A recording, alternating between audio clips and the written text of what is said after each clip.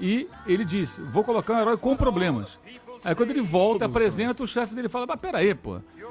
Herói adolescente não dá, adolescente não pode ser herói. Né? Herói não tem problema. Claro, ele tá pensando no Batman, no Super-Homem, que não tem problemas, né? O Batman tem Aí problema. vetou o Homem-Aranha. Aí adiante o Stan Lee tinha uma revista que estava quase quebrando, quase falindo, quase saindo de circulação porque não vendia, e ele coloca o Homem-Aranha ali para ver o que acontece. E a revista dispara nas vendas.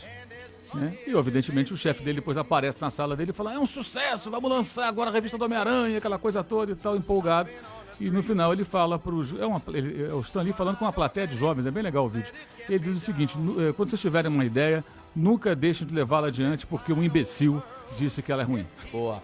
Tô com Mais Berna, ou hein? menos isso. O Batman teve os pais assassinados, é cheio de problema. Tem Batman. problema. Mas o apelo infantil do Homem-Aranha, meu filho é fãzaço do Homem-Aranha. Não Acho perde que ele vai tempo. Camarada pode achar que o Homem-Aranha não ia dar certo, cara.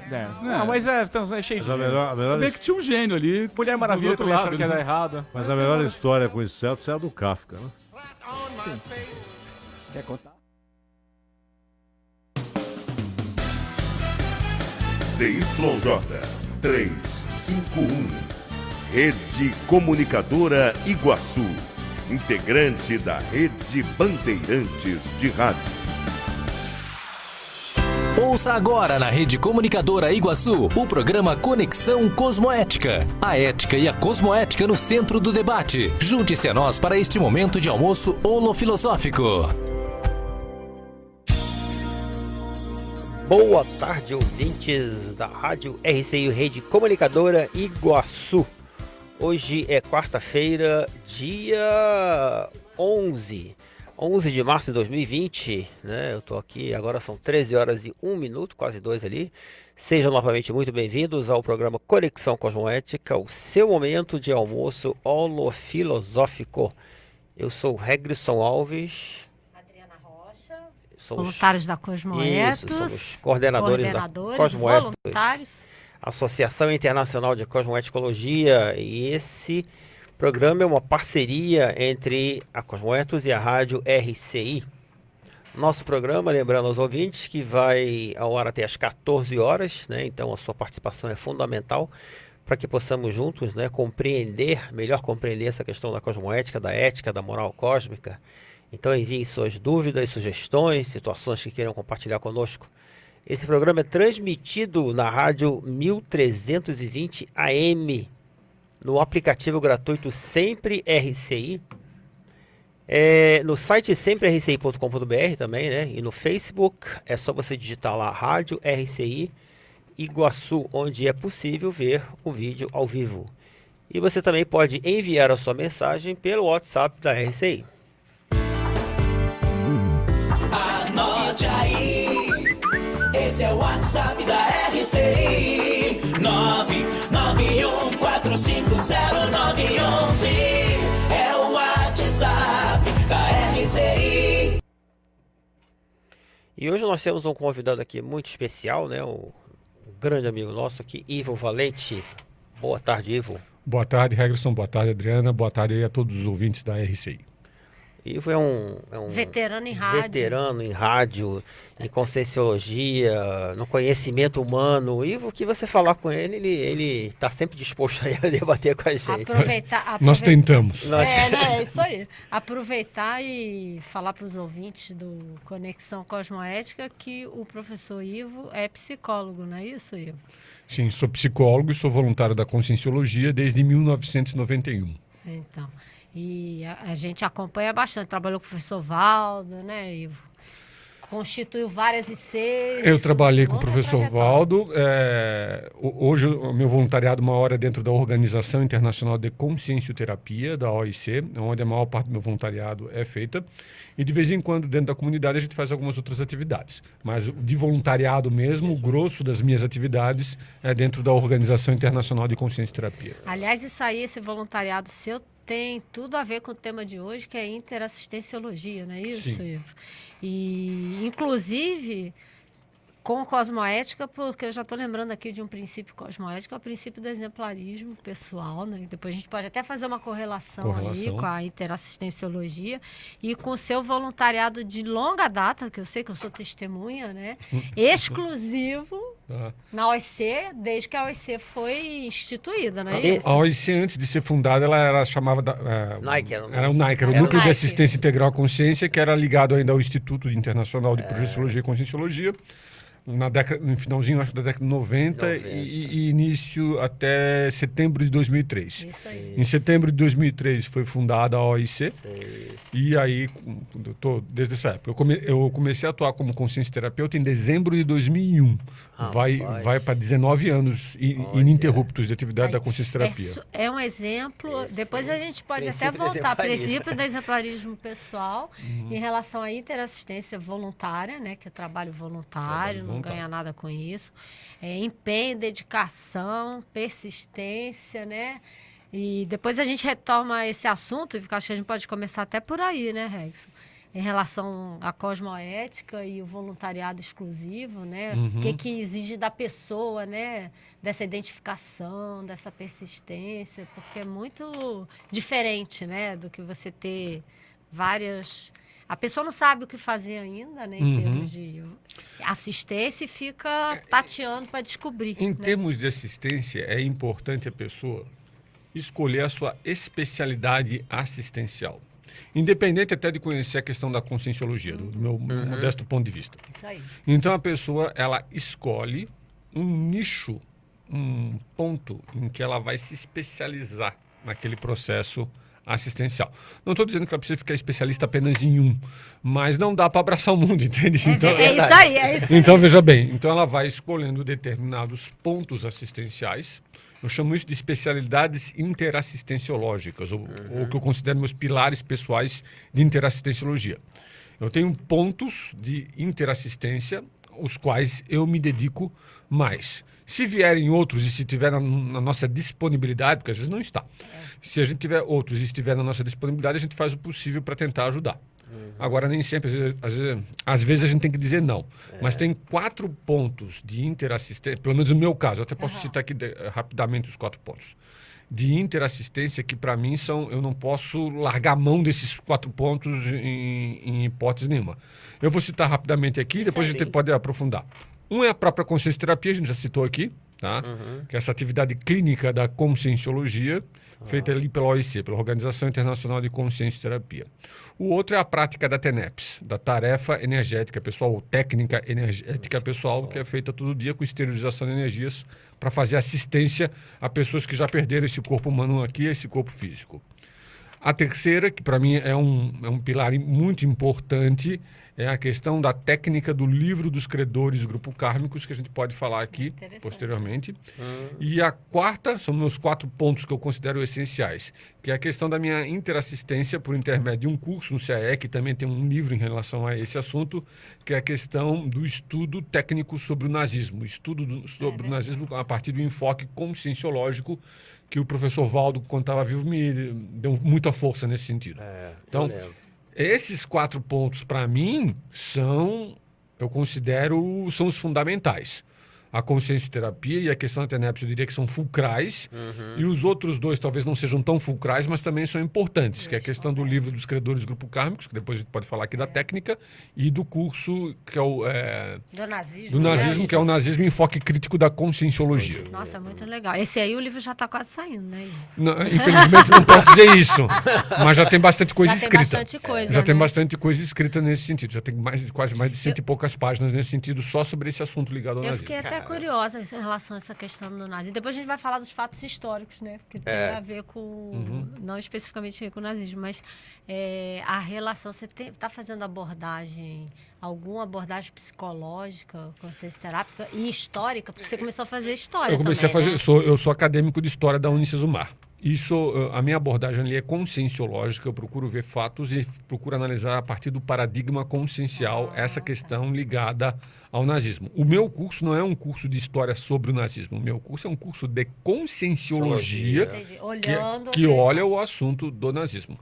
E que uma das coisas é para ajudar as pessoas a incentivar a fazer assistência para perfis de consciências que foram ligadas ou que têm alguma ligação com o processo bélico, seja o nazismo ou seja outro. Sim, sim. Tá? Entendi. Interessante. Mas você muito pode falar alguma interessante. coisa aí sobre isso? Sobre especificamente esse ponto aí? Que agora eu fiquei até curioso. Eu acho que vale a pena comentar como que isso aconteceu. Aham, Eu tive sempre muita curiosidade de estudar essa questão do nazismo. Mas eu achava o assunto muito pesado e eu achava que não ia perder meu tempo com isso, porque o assunto era muito pesado, era muito a sério, e daí eu pensava assim. Um belo dia eu entreguei um livro para o professor Valdo sobre a questão do nazismo. Eu tinha lido uma parte do livro. E ele viu que eu tinha feito anotações em uma parte do livro. Aí ele perguntou para mim por que eu não tinha feito anotações no livro todo. Aí eu falei para ele que eu achava o assunto muito pesado e deixei com ele. Aí ele falou para mim assim, amarelou, Foi isso que ele fez, tá? Em plena tertúlia ao vivo, assim, pra todo mundo ver. Eu acho que eu tava nessa tertúlia. Aí o que acontece? Em outras palavras, ele mexeu com o meu orgulho. Vamos ser bem lógico. francos e diretos nesse sentido. Mexeu com meus brilhos, tá? E aí eu comecei a estudar esse assunto com muito mais afinco.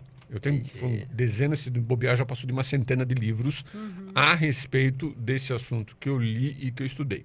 Paralelamente a isso tem a ver com a questão da interassistência, que eu acho que vale a pena focar aqui.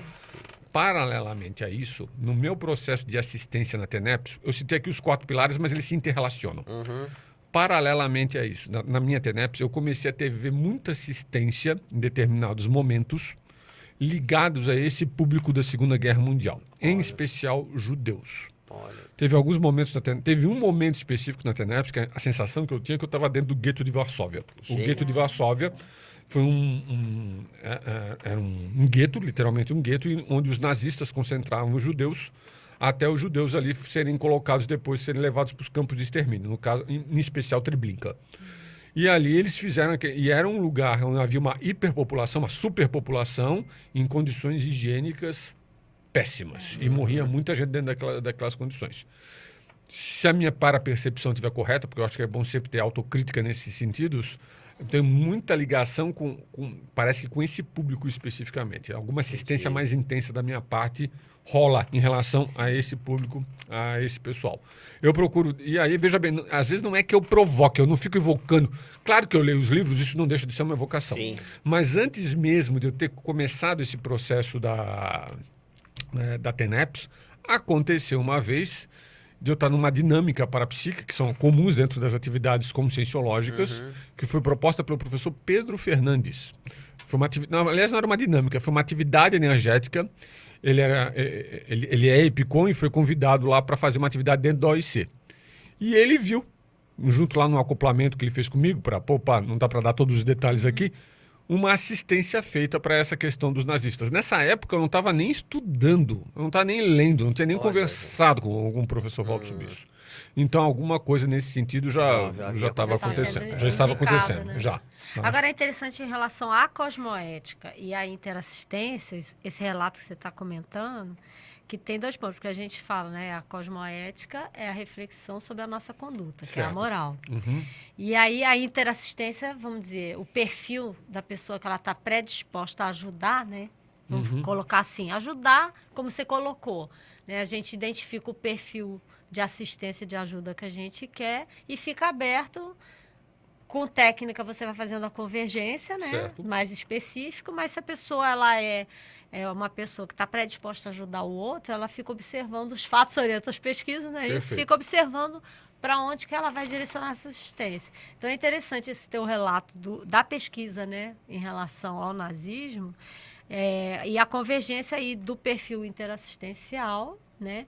E da observação da conduta, que é a moral, em relação à cosmoética, em qual público que você vai assistir, né? Perfeito. Então, assim, foi a predisposição íntima, né? Sim.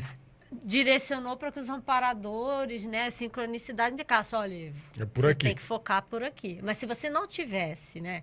Essa conduta íntima de parar para pensar onde que você pode ajudar e se predispor aonde for necessário, não teria isso, né? Sim, mas vamos aqui, eu acho que é bom ter nosso despojamento, nossa franqueza e sinceridade nesse sentido. Muito legal. Teve alguns momentos na minha vida que não foi, eu fui muito ajudado, tá? Eu acho que eu fui ajudado para não cair na omissão deficitária da assistência. Porque eu acho isso que aí. uma das questões da cosmoéticas Cosmoética muito tem- sérias é se a pessoa tem alguma predisposição interassistencial e ela se omite com aquela assistência que ela poderia fazer. Isso é um ponto muito E delicado. como é que poderia ser essa omissão? No meu, a pessoa, por exemplo, Deficitária. deficitária. A pessoa, por exemplo, sabe que ela pode trabalhar com educação, ela tem uma boa articulação, ela escreve bem, ela pode ajudar os outros nesse processo interassistencial. E ela, por comodidade, ou seja lá porque qualquer outro motivo for, não faz. Ela está se omitindo com o público interassistencial dela. É verdade. E ela não está sendo cosmoética, porque ela não está É sempre verdade. zoando que a conduta ela está incoerente com os trafores e com tudo que ela tem para doar. Né? E não, e outra coisa, uma hora o povo chega. É isso aí. Se vai chegar de bem ou de mal é outro papo. A gente costuma dar exemplo, né, no voluntariado nosso, que é bem esse perfil que você está falando. A pessoa chega com os pés nas costas fazendo determinada tarefa, né? Ou é especialista em finanças, ou é advogado, né? O cara trabalhou a vida inteira com aquilo. Contador, Contador. sei lá. Aí quando chega lá, que ele pode ajudar a instituição, né? Amanhecer, ele fala, isso eu não quero fazer mais não, que eu fiz a vida inteira. Mas ele se qualificou a vida inteira para poder ajudar naquilo, né? E faz uma falta. Mas você estava falando sobre uma coisa que você nem sempre foi fácil. Ele Como é falou que que é? ele foi ajudado. Eu foi fui muito ajudado. ajudado. Inclusive, dentro da questão da consciência terapia, teve duas coisas que aconteceram. Primeiro, eu fui procurar, na época era o diretor do instituto, Werner Scheinflug. Werner. Eu fui conversar com o Werner porque eu queria mudar alguma coisa, mas eu não sabia direito o que era. Eu achava que eu posso ser docente de extensão em Conscienciologia e Projeciologia 1, que é um dos cursos, podia entrar na equipe do ECP2 e ele chegou, não é nada disso. Não foi com esse palavreado que ele usou, mas não foi nada disso. Nós precisamos de gente na consciência terapia, tá faltando gente e nós achamos que você poderia ir para lá. É bem isso que a gente falou. Tá. Tem perfil, Ok. o buraco é ali. E eu concordei, tá? Isso que é predisposição. E eu concordei nesse sentido. Sendo que ainda teve uma... Eu sempre comento essa história. Eu passei por uma entrevista com um consciencioterapeuta, Nário Takimoto, consciencioterapeuta até hoje. Era o Nário já? Já era o Nário nessa época. Já era o Nário nessa época. E aí ele fez uma entrevista, e a entrevista foi um desastre. Eu não me reconheci com nenhum dos indicativos ali que ele me passou. Foi um desastre. Foi uma verdadeira catástrofe a entrevista. Tá? Se dependesse daquela entrevista em si, não ia ser consciencioterapeuta nunca. E o que fez você ficar? O que aconteceu é que o próprio Nário... Olha, vamos fazer o seguinte. As perguntas que ele tinha me feito lá, ele usou um referencial que ele conhecia, mais ou menos, e eu não me encaixei dentro daquele referencial. Aí ele disse, olha, mas vamos fazer o seguinte, vamos esperar aí um tempo, 1 mês, 2 meses, e voltamos a conversar. Para ver se daí você pensa e reflete. Passou menos de uma semana, eu tive uma experiência fora do corpo, uma projeção em que eu estava treinando para atender pessoas. Que legal. Olha, gente. Essa experiência acabou. Aí quando Qualquer você, coisa, né? quando você passa por uma experiência desse tipo, toda aquela questão lá da entrevista, aquilo lá, virou secundário, Isso aí. virou... Aí quando eu me vi naquela situação, eu tive que voltar a conversar com ele. Olha, já tenho a resposta. Já tô fazendo extrafisicamente. Já tenho a resposta. É isso aí. As projeções na minha vida, no decorrer da minha vida, eu não sou um projetor nato. Longe de ser. Absolutamente, estou bem tranquilo quanto a isso. Mas em alguns momentos circunstanciais na minha vida, algumas projeções surgiram de maneira muito contundente. Só vou dar mais um exemplo aqui, acho que não cabe aqui ficar Eu acho que tanto sobre isso, tá? Mas teve uma questão da TENEPS. Quando eu decidi fazer TENEPS, eu morava literalmente num corredor no Rio de Janeiro. Eu pensei assim, TENEPS, eu preciso de 3 coisas. Eu preciso casar, preciso ter uma dupla, preciso ter uma casa, porque morar no corredor fazer TENEPS não ia dar certo. Corredor. Tá? E preciso de um emprego. Eu não tinha nenhuma das 3 coisas na época. Em 6 meses as coisas se ajeitaram e eu fui morar numa casa. Aí quando eu estava morando na casa, eu pensei assim, bem, agora eu vou dar 6 meses morando aqui para daí começar a TENEPS. Então eu vou começar a TENEPS em setembro. Era a época, mudei em março, daí em setembro eu começaria a fazer a TENEPS, 6 meses depois. Olha, gente, parece brincadeira. Eu conto isso e tem gente que às vezes fica olhando arregalado para mim, mas isso aconteceu. Eu tive uma projeção em que uma pessoa chegava com vários calendários na minha frente e mostrava assim, setembro? Muito longe. Jogou fora e pegou um outro calendário de julho e mostrou a data, 20 de julho. Que massa. Olha, gente. Essa data você pode começar. E aí eu comecei realmente no dia 20 de julho. Você vê que é o princípio da fidedignidade, que é um princípio cosmoético. A gente vai voltar a esse assunto porque é interessante essa reflexão da conduta a partir do autoposicionamento Sim. e do Gente, autoabsolutismo, né? Estamos chegando aí ao final do nosso primeiro bloco. Vamos pro nosso comercial e voltamos já já. Não saia daí. Estamos apresentando Conexão Cosmoética na RCI. 13h21. Fique ligado nas dicas. Energia Segura Copel.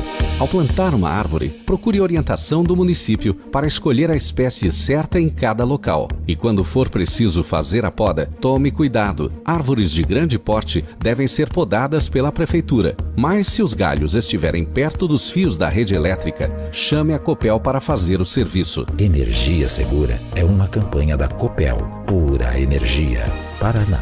Governo do Estado.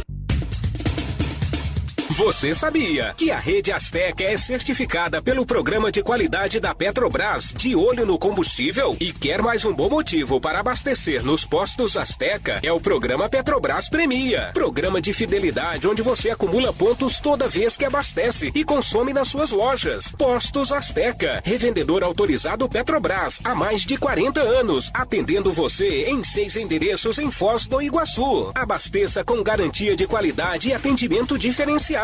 Escolha pelo mais seguro. Postos Azteca, revendedor Petrobras por excelência na Terra das Cataratas. Ei, você aí, trabalha o dia todo, estuda, está sem tempo para contratar aquele pacote de internet Power? Conheça o novo site da Linka. Com ele você não enfrenta filas e contrata sem estresse. De manhã, de tarde, de noite e até de madrugada. No site da Linka você escolhe o melhor pacote de internet por fibra ótica de 10 a 300 mega. Agenda o dia e o horário da instalação. Define o vencimento da fatura e ainda pode parcelar em até 3 vezes o valor da instalação. Está esperando o quê? Acesse agora mesmo www.linka.net.br. Anotou? www.linka.net.br. Linka, a melhor internet por fibra ótica de Foz.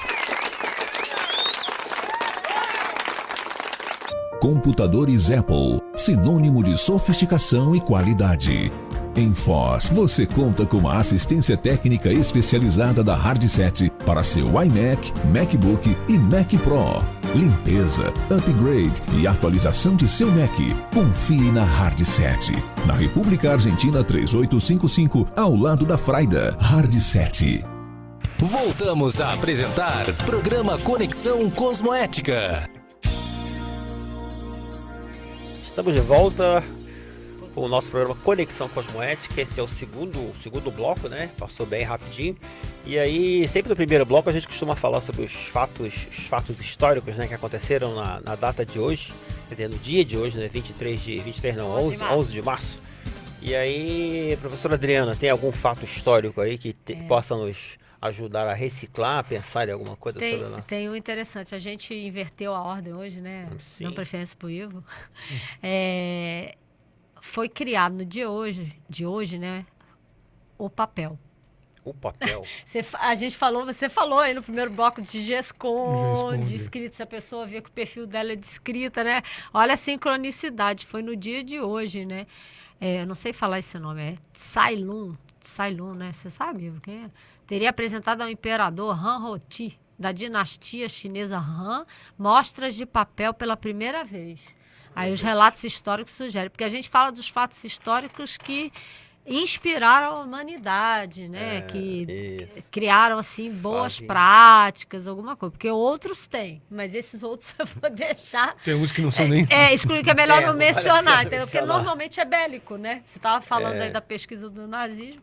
Então, é uma conduta justamente oposta da interassistencialidade e da cosmoética em si, né? Porque cosmoética, não é isso, Rex? Isso. E assistência, estão se você falar, é quase ligados. Primo São irmão, profundamente sinônimo, né? interligadas. Profundamente interligadas. Só dando aqui boa tarde a Patrícia Menezes, que está aqui conosco, né? Daniela também, lá da Bahia, né? Diretamente da Bahia. E a Débora Pereira, prazer em tê-la aqui do Distrito Federal, Brasília. Distrito Federal, muito bom. Precisa de muita assistência aí no Planalto Central também. Mas Ivo, no primeiro bloco, estava falando dos 4 pilares e você quer agora falar do... Ele ia terminar o relato dele lá, que ele... A questão da TENEPS ali foi basicamente isso, tá? E teve alguma... A TENEPS, para mim, hoje é um pilar seríssimo do processo da interassistencialidade. Eu acho que quem conhece conscienciologia, quem tem experiência mínima parapsíquica com a conscienciologia, deve se candidatar, na minha modesta visão, a ser tenepsista. Para mim, a TENEPS demarca o profissionalismo interassistencial. E outra coisa, a pessoa vai vivenciar a cosmoética na marra. Por quê? Porque é o seguinte, se a pessoa cometer erros, gafes no seu dia a dia, erros no que se refere à cosmoética, né? Isso. Dos graves pros... Vai levar na cabeça, ok? Então, eu acho que é super importante colocar isso aqui, essa correlação entre a autocorrupção, ela é inadmissível nas práticas da TENEPS. Eu estou dizendo autocorrupção na vida do tenepsista.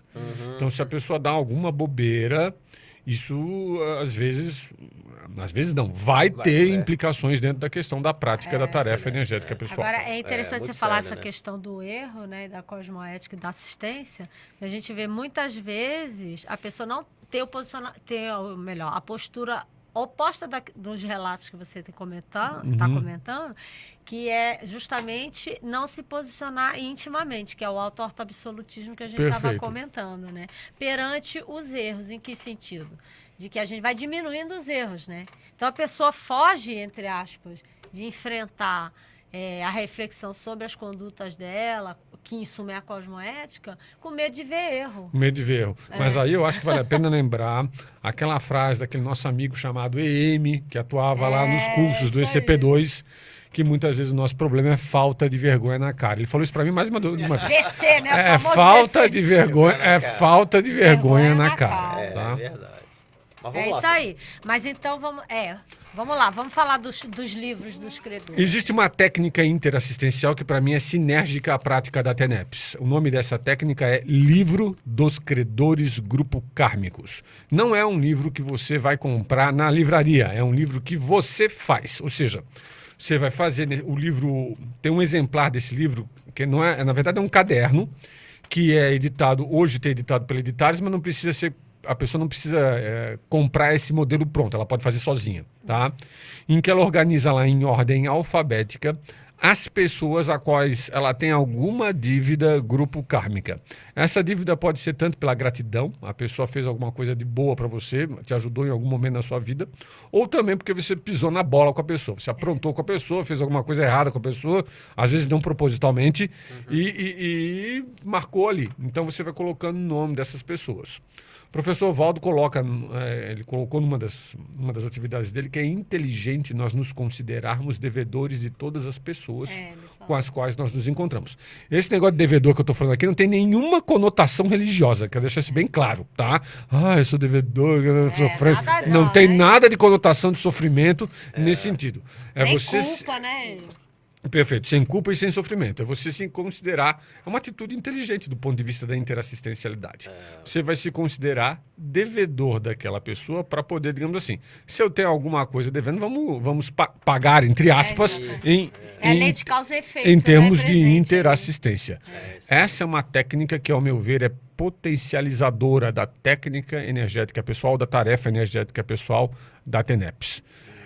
Quem começa a aplicar essa técnica vai sentir inevitavelmente, pelo menos eu estou colocando o que eu vivenciei na minha experiência. Eu convido as pessoas que ainda não aplicam a técnica, que queiram aplicar a técnica, ou que já estão aplicando, comparar se depois que começou a fazer a técnica do livro dos credores grupo kármicos, deu ou não deu alguma diferença na TENEPS. É interessante você falar, porque primeiro a palavra técnica, né? Porque a técnica é oposto de religião.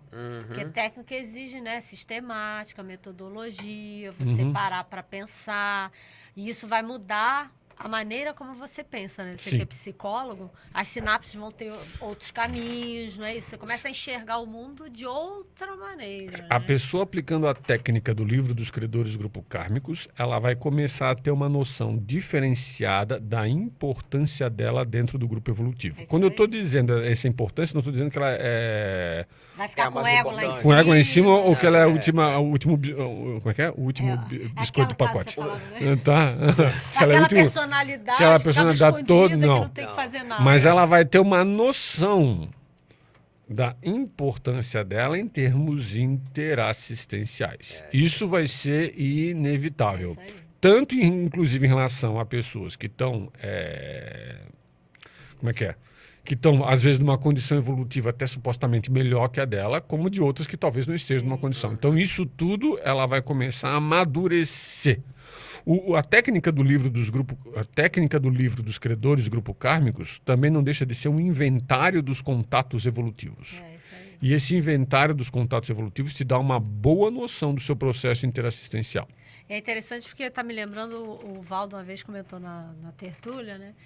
Que você não encontra nenhuma pessoa pela primeira vez. Pela primeira vez. Todo mundo está encontrando nessa vida, você já conheceu antes. Né? Então, se você está com esse olhar interassistencial, a gente fala lá no esquadrinhamento, né? Você começa a colocar no seu código pessoal de cosmoética, você começa a pensionizar de uma maneira diferente, mais técnica, porque você vai olhando qualquer um que você encontra e diz assim, o que eu tenho a ver com essa pessoa? Né? E o que eu posso fazer em relação a essa pessoa, que no fundo isso é o credor. Perfeito. Né? E o que eu vou poder fazer? Não tem nada a ver com religião, como você comentou, porque a pessoa ela já se coloca proativa, né? Ela não fica se flagelando. Se flagelar ou ter autoculpa já é uma conduta com ela mesma egocármica anticosmoética negativa. Por quê? Porque ela não está colocando os trafores para fora. Né? E tem algo interessante, quando você faz isso e você escreve, né, você materializa, parece que aquilo começa a fazer parte da sua vida no dia a dia, né? Não, e vira um ponto de energético de interassistência dos amparadores. Então, na hora que tem, é uma relação permanente dentro da TENEPS. Uma das coisas é a pessoa jogar energia de vez em quando no próprio livro dos credores que ela já está fazendo. Eu estou fazendo o meu há mais de 5 anos. Olha. Praticamente todos, não vou dizer que sejam todos os dias, mas praticamente todos os dias tem algum nome que a gente coloca lá. E outra coisa, eu sempre, vou citar aqui o meu sogro já falecido, já dessomado, agora é consciência extrafísica, o seu Luiz, tá? O seu Luiz Rosa. Ele era, digamos assim, ele pensava muito nas pessoas às quais ele teve contato na vida. Eu achava aquilo ali um exagero. Que interessante. Eu estava errado, bem errado, tá? Eu achava aquilo ali um exagero ele fazer aquilo, porque ele poderia... Eu pensava assim, gente, a TENEPS não é só para pessoas específicas, a TENEPS devia ser aberta, inclusive, para pessoas até que ele não conhece. Mas eu não entendi a profundidade da questão dele. Ele não conheceu a técnica em si. Ele dessomou antes do professor, se não me engano, dessomou antes do professor Valdo lançar a técnica. Mas ele aplicava até certo ponto, de maneira assim empírica. Porque ele valorizava muito os contatos que ele teve no decorrer da vida humana. Só que quando ele estava comigo, eu não entendi a profundidade do... Eu só fui entender a seriedade do que ele estava fazendo depois que eu comecei a preencher o livro dos credores. Mas como é que ele pensava nas pessoas? Isso é uma coisa interessante. Porque uma questão interassistencial é para você assistir o outro e se autoassistir, né? Porque quando você faz isso, você está se autoassistindo também. Mas aí é bom lembrar o seguinte, a primeira caixa de pedidos de TENEPS não é a caixa física, é a memória.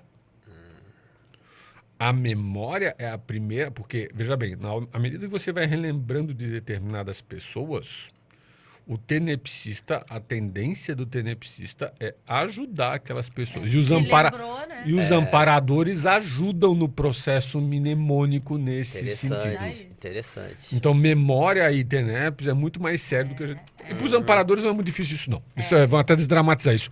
Os amparadores é fácil. É razoavelmente fácil para eles fazerem isso. Porque se você questionar, se falar tudo tem técnica, se você se questionar, por que eu não pensei na pessoa há 5 anos, 3 anos, e de repente você lembra de alguém que você já tinha esquecido, que você teve relação, alguma coisa tem. Na verdade, no meu caso, nos primeiros 6 meses de TENEPS, lá do ano de 2001, eu comecei a perceber, eu lembrava de muita coisa da minha família, de pessoas, de gente ligada até ao meu grupo familiar. Passou os 6 meses, pelo menos eu não tive uma percepção assim tão nítida.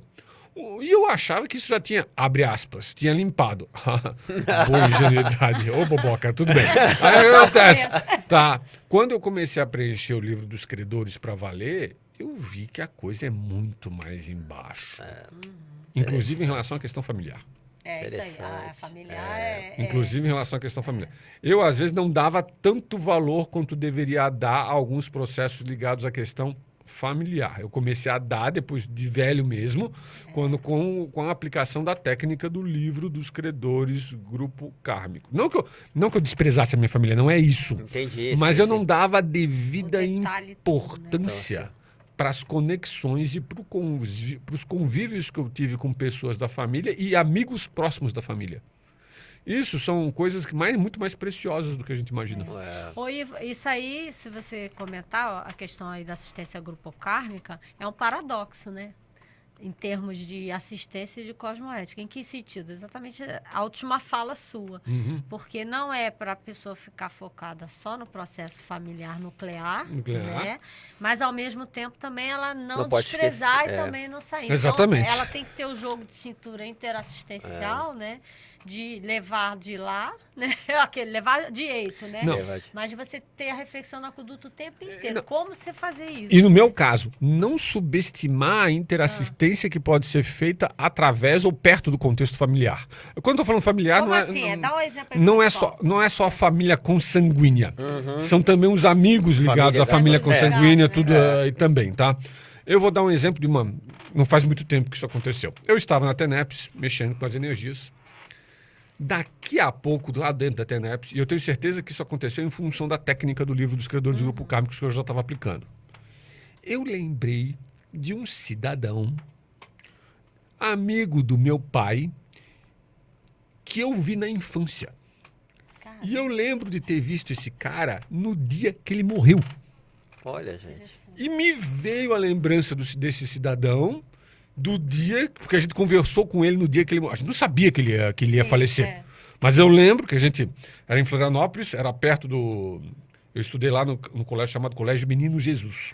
E foi perto desse colégio que eu encontrei ele, junto com meu pai, e a gente estava conversando, etc e tal. E ele, depois, durante a TENEPS, eu senti que estavam assistindo ele. Olha, gente. Gente, isso tem implicações muito sérias, de que depois eu tive que refletir uma série de coisas. Interessante.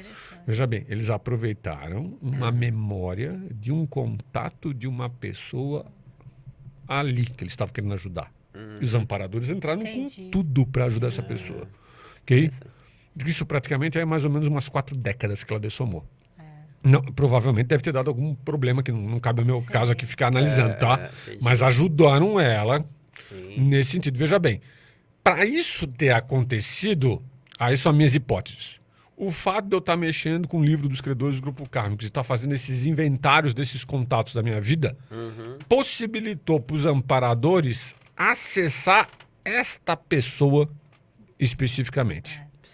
Então, veja bem, na hora que um tenepsista começa a preencher o livro dos credores do grupo kármico, se ele levar isso sistematicamente a sério, não dá bobeira, daqui a pouco eles vão assistir pessoas, e outra coisa, pessoas que têm relação muito próxima com o tenepsista. E às vezes não é só dessa vida. Então, esse é um ponto que eu acho que é interessante. Você vê, isso está me lembrando do esquadrinhamento da Auto Mega Cosmoética. Que é um curso que a gente tem lá na Cosmoética. O livro dos credores, você está fazendo a partir dos livros dos credores. Porque o esquadrinhamento da autocosmética tem relação íntima com a interassistência. Com a interassistência. Só que aí você vai fazer a interassistência, você vai fazer o seu mapa, né, da cosmética pessoal com esse foco. Ego kármico, grupo kármico, né, policármico. E aí você pode pegar a partir do... É quase que o parassociograma lá, mas só com a vertente da cosmoética em si. Perfeito. Dos princípios, dos valores, né? E aí você, só para concluir, porque tem a ver com a memória que você está falando, com a holomemória. Na hora que você começa a fazer isso, você visualiza, né? Onde você está fazendo a conduta correta, que é a cosmoética, e onde que você está dando a omissão deficitária lá. Né? E onde você vai ajustar mais. Aí tem gente, inclusive, que no final ele repara que ele está muito focado nele. Exato. Só nele. Aí ele vê que lá é ego karma só, grupo karma nenhum. E quando ela começa a selecionar grupo karma, por exemplo, família, trabalho, colegas, aí esqueceu tudo isso. O foco é único nela. E é interessante, porque você está abrindo um leque, você está mostrando aí as sutilezas. Né? E mostrar isso na consciência terapia tem que ter muito esforço. Isso a gente trabalha muito na OIC. Ajudar as pessoas a ampliar a sua autopercepção. As pessoas têm muito baixa autopercepção. Ainda, tanto em relação a elas, quanto em relação aos grupos nos quais elas estão inseridas. O nosso esforço todo aqui da conscienciologia, não digo que seja de toda a conscienciologia, mas é um esforço muito grande na como de ter essa Cienciologia, percepção correta, né? tanto nossa quanto na nossa entrada nos grupos evolutivos. E isso deve ter, provavelmente, não deve ter uma pesquisa sistemática, mas com aquele holopensene religioso, né? Não, o holopensene religioso ele é impeditivo disso.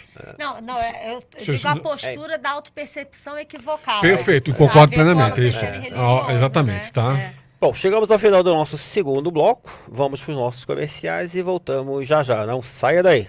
Estamos apresentando Conexão Cosmoética na RCI. 13h41. Fique ligado nas dicas. Energia Segura Copel.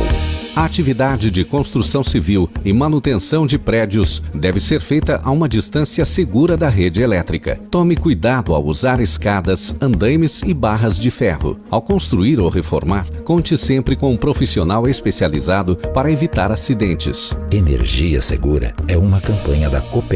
Pura energia. Paraná, Governo do Estado. Água a gente transforma em energia.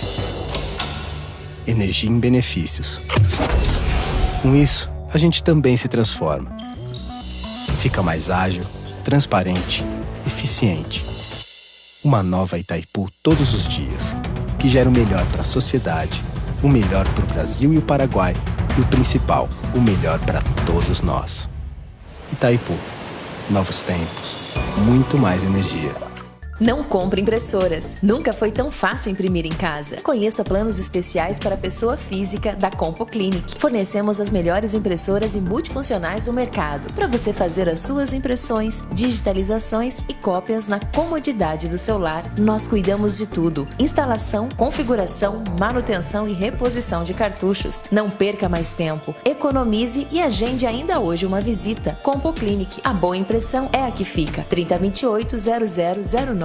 More bem no melhor apartamento 3 quartos de Foz do Iguaçu. Conheça o Iguaçu Premium Residence, a 5 minutos do centro da cidade, próximo ao início da Avenida Felipe Vancher, com área privativa de 74 metros quadrados, com sacada, churrasqueira, elevador, playground, espaço para academia, salão de festa e estacionamento. Tudo isso com taxa de condomínio super acessível. Apartamentos prontos, financiados pela Caixa. Visite o apartamento decorado na Rua Carijós, número 90, Jardim Tarobá. Agende sua visita pelo telefone 3523-3000 ou consulte o seu corretor. Iguaçu Premium Residence. Realização Ótima Empreendimentos. Hoje é dia de praia. Eu quero brincar no parque. Eu voto em descansar. Só tem um lugar onde tem tudo isso. Vamos pro Blue Park agora. O maior parque aquático termal do sul do Brasil está crescendo e aguarda a sua família. Praia com ondas e areia de verdade e muita alegria para todas as idades. Garanta seu Sempre Blue e tenha acesso ilimitado à diversão. Acesse o site blueparkfoz.com.br ou ligue 45 4052 3131. Voltamos a apresentar programa Conexão Cosmoética. Estamos de volta com o terceiro bloco. O papo aqui está animadíssimo, né? Que a gente estava falando sobre essa questão que o Ivo está trazendo assim, uma visão abrangente, né? E ao mesmo tempo detalhada do que é a questão da interassistencialidade. Que às vezes as pessoas acham que fazer interassistência é você dar um prato de comida ou só você dar uma aula. E aí vem a questão da diferença entre TACOM e TARES, né? A TACOM é a tarefa da consolação e a TARES é a tarefa do esclarecimento. Ambas são importantes, ambas têm até uma certa complementaridade. Não dá para ficar só na tarefa do esclarecimento, porque o professor Valdo brincava, eu lembro no ECP2 que eu fiz com ele brincava o seguinte: TARES pura só se cada um tivesse num cérebro, numa redoma de vidro e ficasse interconectado com os outros cérebros, tudo em outras redomas de vidro, tá? Não tem como você fazer isso, tá? Agora, talvez o mais inteligente é dar mais prioridade à tarefa do esclarecimento. Dentro da minha vivência desculpa aí te cortar, Ivo, mas assim, traduzir para o ouvinte aí que não conhece, o que seria a tarefa do esclarecimento, né? É uma aula... A tarefa do esclarecimento envolve esclarecer as pessoas, esclarecer as consciências. E aqui, pela ótica da conscienciologia, esclarecer as consciências pela ótica do paradigma consciencial. É esclarecer que a consciência não morre depois que esse corpo físico desaparece, que nós continuamos vivinhos, aliás, mais vivos do que estamos nesse corpo humano, que nós temos bioenergias, que nós utilizamos as bioenergias o tempo todo. Aliás, é o domínio da bioenergia que favorece boa parte dos processos assistenciais que a gente estava falando aqui. Seja da TENEP, seja até do próprio livro dos credores, grupo kármicos. E isso aí tudo tem a ver com a questão de tarefas assistenciais. A gente pode traduzir esse domínio da bioenergia aí para quando você encontra uma pessoa, né, e fala, nossa, não sei como é que fulano consegue fazer tanta coisa, tem tanta energia, tem tanta vitalidade, né, tem tanta disposição, né? Mas vamos lá, Tacom e Tales. Agora, Tacom. Eu já vi muitas pessoas melhorarem até o seu próprio holopensene pessoal, até a sua condição pessoal, a partir do momento que começam a fazer mais assistência às outras pessoas. Independente de ser tarefa da consolação ou independente de ser tarefa do esclarecimento. Sim. A pessoa começa a fazer assistência, mesmo que não seja a grande especialidade dela, mesmo que não seja mesmo que não seja uma coisa que no início agrade a ela começa a fazer assistência, começa a melhorar as energias em torno dela, começa a melhorar, a maneira dela pensar começa a melhorar. Então, se existe alguma coisa que eu diria que é um remédio básico para todo mundo, é começar a fazer assistência para as pessoas. Isso é legal. Seja no lar dos velhinhos, seja no orfanato, ou seja num processo educacional de esclarecimento, seja onde for. Vale a pena investir no processo da assistência. O primeiro assistido é quem começa a assistir. Então, a pessoa começa a fazer assistência, ela vai... Por isso que a gente fala em interassistência, porque quando a pessoa começa a assistir, ela vai ser inevitavelmente assistida também. Então, acho que isso é um ponto importante a destacar. É interessante porque a pessoa ela sai de si, né? Sai do egoísmo e começa a ver que ela tem muito... Aí ela começa a valorizar os trafores e as qualidades que ela tem. Que... Às vezes ela não valoriza, a maioria não valoriza, né? Não valoriza? Assim, porque faz com o pé nas costas. Muita gente. Eu tô falando do traforme, do mega traforme. E só para complementar, Adriana, vai ver também alguns trafares que ela precisa mudar, o que é ótimo. Vai fazer assistência na consciência terapia, isso é direto, gente. Na consciência terapia, você bate num determinado teto às vezes, ou não consegue... não é só... Eu acho que em todas as atividades de assistência da conscienciologia, se a pessoa tem um traço que ela não está conseguindo reciclar, esse traço vai ser um teto na assistência dela. Isso aí. E ela vai sentir esse teto. Aí ela vai precisar reciclar esse traço para ver se consegue superar esse teto em algum nível. Ou ela enfrenta, aí volta para o início do programa que a gente estava comentando da sua conduta pessoal, né? A gente não está te valorizando, não. É esse fato técnico. Valorizou o trafor, se autoposicionou, se predispôs a ajudar e banca. Né? E aí você vê onde tem um trafar para melhorar, um teto. E se você quer ajudar, você tem duas opções, né? Você dá para trás, foge da raia, que é falta de vergonha na cara, é isso que a gente está falando. Ou enfrenta e vai, né? Vai superando. E aos pouquinhos você vai melhorando, né? Mas não pode desistir, você tem que persistir naquilo. Perfeito, concordo plenamente. A persistência, esse ponto que a Adriana está colocando é fundamental. Eu queria, se vocês me permitirem, trazer um exemplo histórico de um cara altamente interassistencial, que, ao meu ver, é um exemplo de abnegação humana. O nome dele é Leonard Woolf. É o marido foi o marido da Virginia Woolf. Este cidadão, ele elegeu a mulher como projeto de vida para ajudar ela a escrever. Olha. E ele dedicou o processo da vida dele, ele elegeu ela como um projeto de vida. Sim. E ele passou a ser o enfermeiro dela, o conselheiro dela, passou a ser o cara hiperassistencial com ela, com a Virginia Woolf. Que todo mundo sabe, ela tinha um problema psiquiátrico, até hoje tem um mistério sobre qual o problema psiquiátrico que ela tinha. E ele foi um cara profundamente interassistencial. Eu acho esse cidadão um dos exemplos de maior abnegação cosmoética. E como é que você descobriu? Eu descobri por quê? O que acontecia que a Virginia Woolf aparecia de vez em quando nas tertúlias do professor Valdo.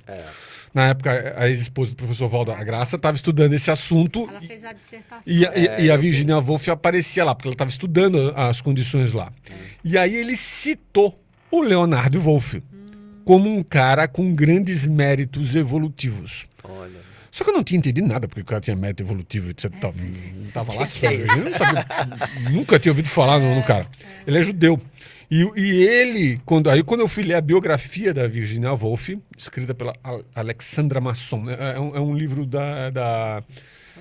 do Pocketbook, da LPM, Pocketbook da LPM. Aí eu vi o exemplo do cara. Tem várias páginas. A autora escreveu muito bem as ações dele.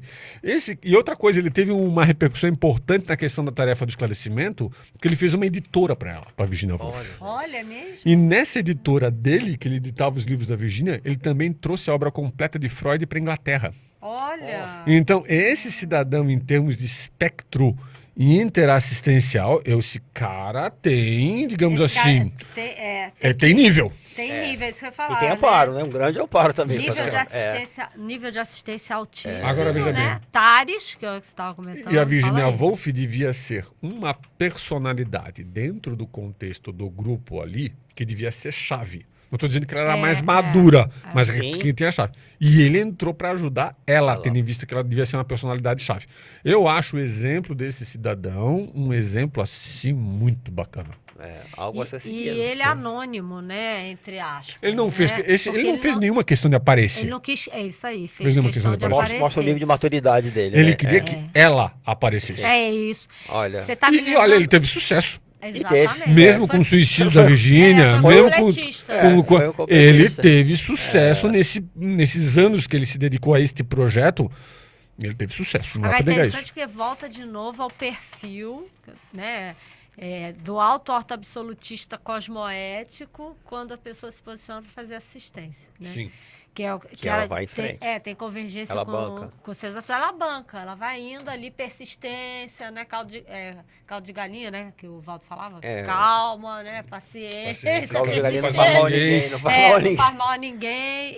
E fica ali no foco. Esse caso está me lembrando o caso que a Carla trouxe do Ray, né? Que é a história do O Sol Ainda Brilha, Ray o nome Hinton, do livro. Hinton. Que ele era condenado à pena de morte nos Estados Unidos, no Alabama, né? Não sei se você sabe desse caso. E que ele foi solto e tal, né? Porque teve um advogado. Ficou 30 anos preso e ele era inocente. E a hipótese é que ele seja um infiltrado também. Tá. Porque, por causa do contexto todo, né? Depois a gente conta do livro de novo. Mas que saiu o filme. É isso que eu falo, que eu fui assistir agora, que chama Luta pela Justiça, que é baseado no livro. Só que a história do Ray, né, que é o livro que embasou o filme, aparece 3 minutos do filme. O foco do cara era fazer a propaganda, entre aspas, contra a pena de morte. Sim. E mostrar as injustiças, quer dizer, ressaltar outras pessoas que precisam de assistência, um processo muito mais macro, que é a mesma hipótese aí do Leonardo entendeu? Quer dizer, interessante, de uma filtração cosmoética que tem a ver com a interassistência, né? Então, assim, você se coloca numa condição de mega assistente, mas anônimo, né? Porque você quer que o foco da sua ajuda seja o outro, que não que você apareça. Não que você apareça. Não que seu ego apareça. Né? Só queria dar um alô aqui para Daniela Miari. Nós voluntariamos com a Daniela Miari lá no Rio de Janeiro. Nós três, exatamente. Seja muito bem-vinda aqui no programa, Daniela. Né? Tem outros também, tem a Rosana aqui, Xiste, né? E tem também Davi Oliveira. Rosana Xiste, que é de Florianópolis. Florianópolis, bem-vindo. Todos muito bem-vindos. Mas essa questão toda que a gente está falando aqui, que o Ivo trouxe esse exemplo aí, e a Adriana também falou do caso, você vê que são todas pessoas que têm uma noção exata, né? Nem noção. Então, assim, tem uma visão exata do que eles querem realmente fazer em relação à interessencialidade. Então, achei bem legal no início, quando você chegou aí falando dos 4 pilares. porque isso mostra que a interassistencialidade é uma coisa pensada para você. Não é uma coisa assim, eu tenho que fazer... Porque a gente vê muito lá nos nossos cursos, né? A gente vê nos nossos cursos, assim, essa questão que as pessoas colocam, quando a gente coloca para as pessoas, qual é um grande valor para você? E as pessoas sempre falam interassistencialidade. E aí você pede para ela mostrar condutas e ela tem dificuldade. E aí a gente pergunta, você já parou para pensar sobre o que é interassistencialidade? Como é que isso se encaixa na sua vida? E as pessoas não param para pensar sobre isso. Então parece que é uma crença, porque ouviu muito o Valdo falar da importância da interassistencialidade, que é importante. Que é importante. E a pessoa acaba assumindo aquilo como um valor ideal, que a gente fala, não é nem um valor real. É uma coisa que é ideal, maravilhosa, um dia eu quero conquistar, mas ela ainda não conquista. E uma coisa, eu vou aproveitar esse gancho seu, Regson, para dizer o seguinte, é na interassistencialidade que a pessoa vai mostrar o epicentrismo de fato. A gente na CCCI fala muito da questão do Conselho de Epicons, que também tem uma série de responsabilidades, uma série de afazeres aqui. Mas o epicentrismo de fato, independente até da questão do Conselho, é no processo interassistencial. A pessoa vai saber se ela é um EPICOM de fato ou não, independente de ter entrado num conselho de EPICOM, porque tem uma mitificação em torno disso que não é positiva. Não é positiva. Mas a pessoa, intimamente, ela vai saber do nível de epicentrismo dela é na interassistência. Ok? E em atividades desse tipo que a gente está citando aqui como exemplos, do dia a dia, inclusive, do cotidiano da pessoa. Tá? Não é porque vai dar um curso X, Y, Z, etc. Tal. Não tem nada, pelo menos no meu entendimento, tá?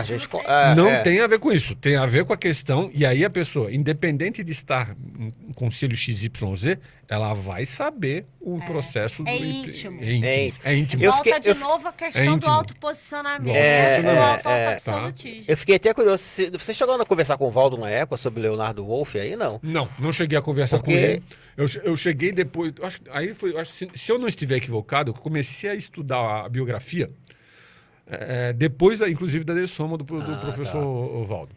O professor Valdo comentou que quando a Virgínia veio junto com ela um povo. Tanto um povo que precisava de assistência, que segundo o Valdo, deu muito trabalho para ele, porque eu escutei isso recentemente numa tertúlia. E veio este cidadão também, que é mais categorizado.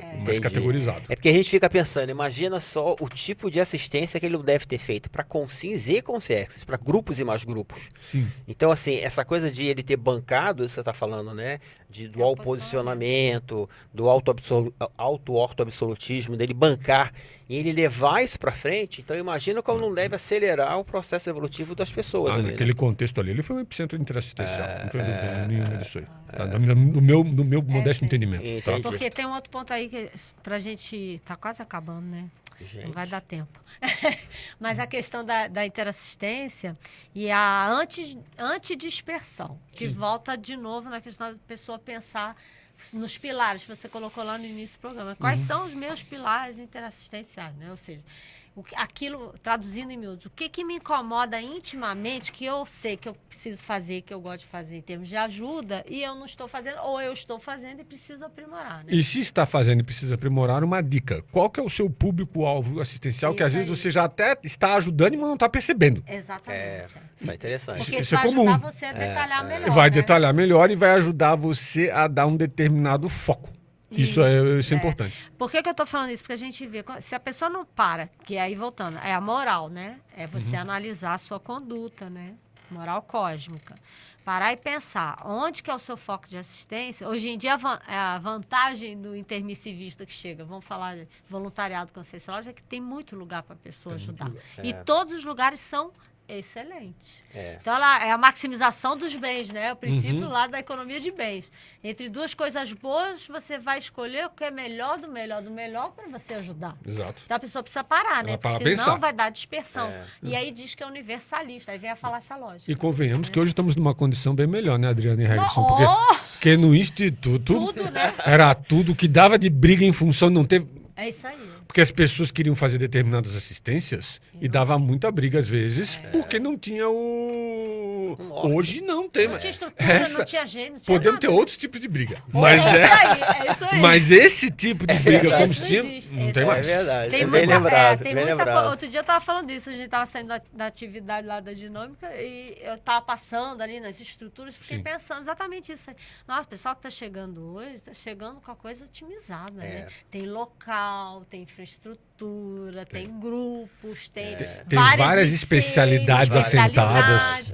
E em contrapartida, a pessoa precisa parar um pouco para poder justamente focar no que ela acha que é mais importante para ela. Deixa eu só falar. A Rosana Xiste está falando que ontem ela ministrou uma palestra chamada Convívio Interassistencial.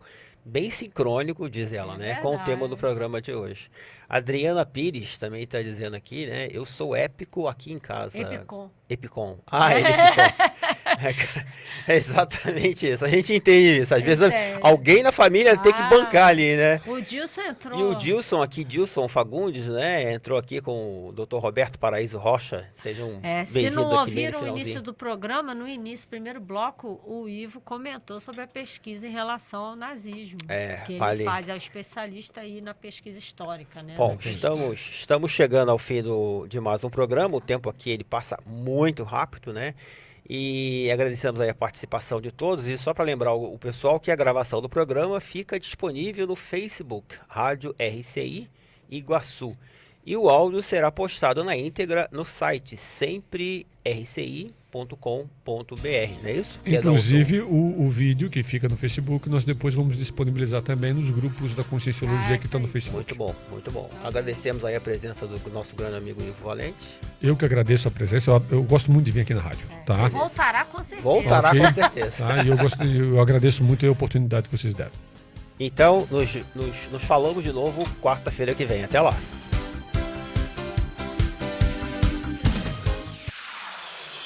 Você ouviu na Rede Comunicação